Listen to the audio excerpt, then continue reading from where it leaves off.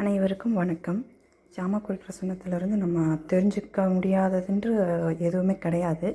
அப்படி பார்க்கும்போது இந்த இறப்பு பற்றிய பிரசன்னம் வருது அப்படின்னா, ஒருத்தவங்க இறந்து போயிட்டாங்களா இல்லையான்னு கேள்வி கேட்கலாம்.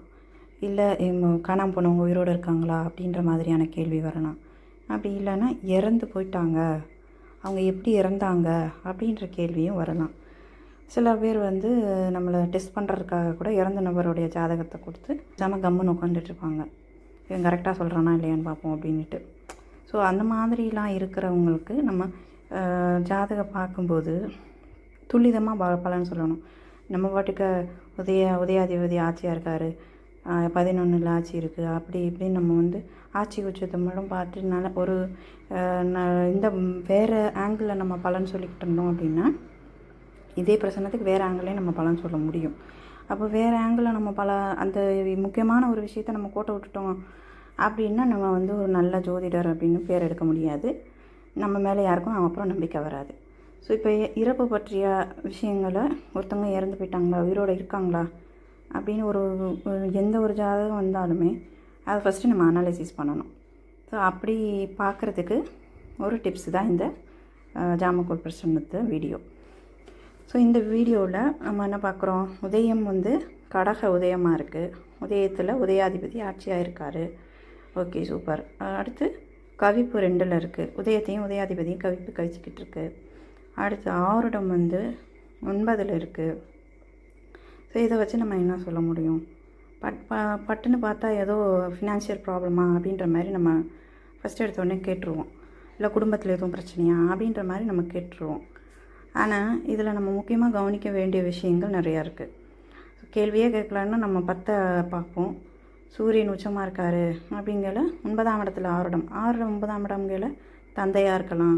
சூரியன்களை கண்டிப்பாக தந்தைக்கான காரகமாகவும் வருது. அப்புறம் 2ஆம் இடத்துல அதாவது சிம்மத்தில் கவிப்பு இருக்குது. அப்போது அப்பா பிரச்சனையா அப்படின்ற மாதிரி நம்ம கேட்கலாம். அப்பாவுக்கு எதுவும் பிரச்சனையா அப்படின்ற மாதிரி கேட்கலாம். இல்லை ஃபினான்ஷியல் ப்ராப்ளம் எதுவும் இருக்கான்ற மாதிரி நம்ம கேட்டுடலாம். அப்படி கேட்டோம்னா நம்ம கண்டிப்பாக ஒத்து தான் போகும். இங்கே எதை வச்சு நம்ம எதை வச்சு நம்ம துல்லிதமாக கண்டுபிடிக்கலாம் அப்படின்னா, செவ்வாய் ஆருடம் ஆருடத்தில் செவ்வாய் ஓடிக்கிட்டு இருக்குது. அப்போது கடந்த கால விஷயத்தை அது சுட்டி காட்டும். அப்போ செவ்வாய்ங்கிற சகோதரனை நம்ம எடுத்துக்கலாம். சூரியன் உச்சமாக இருக்கும்போது மூத்த சகோதரன் தலைமகன், வீட்டுக்கு தலைமகன், மூத்த சகோதரனா நம்ம ஓகே. அப்போ வீட்டுக்கு தலைமகன் இந்த ஜாதகருக்கு அண்ணன் அப்படின்ற அது கேள்வியாளருக்கு அண்ணன் அப்படின்ற மாதிரி நம்ம எடுத்துக்கலாம். 2ஆம் இடங்கையில் அவங்களுக்கு கல்யாணம் ஆகிருக்க வாய்ப்பு இல்லைன்னு கேள்வி கேட்டோம்னா ஆமான்னு சொல்லுவாங்க. சரி, 2ஆம் இடத்துல கவிப்பு, ஓகேவா, கவிப்புனால அந்த ஜாதகருக்கு திருமணமாக இருக்க வாய்ப்பு இல்லை, அவங்க ஒரு பிரம்மச்சாரியாக இருப்பாங்க அப்படின்னு நம்ம சொல்லிடலாம். அடுத்து முக்கியமான விஷயம், இறப்பு பிரசன்னத்தை ஒருத்தவங்க உயிரோடு இருக்காங்களா இல்லையா அப்படின்றத நம்ம முக்கியமாக பார்க்குறதுக்கு இங்கே உதயாதிபதி கவுப்பில் இருக்குது.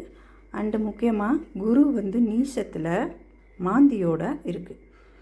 குருங்கிறது ஜாமக்கோல் பிரசன்னத்தில் அண்ணனை குறிக்கும், மூத்த சகோதரனை குறிக்கும். மாந்தியும் குருவும் ஒரே டிகிரியில் இருக்குது. மாந்தி தான் பிரேதத்தை குறிக்கும். இறந்து போன நபரை பற்றி சொல்லக்கூடியது மாந்தி. அப்போது இந்த இடத்துல மாந்தியை வச்சு நம்ம துல்லிதமாக சொல்லிடலாம், மூத்த சகோதரன் உயிரோடு இல்லை அப்படின்னு. இந்த வீடியோ உங்களுக்கு இன்ட்ரெஸ்டிங்காக இருக்கும்னு நினைக்கிறேன். சப்ஸ்கிரைப் பண்ணுங்கள், ஷேர் பண்ணுங்கள். நன்றி, வணக்கம்.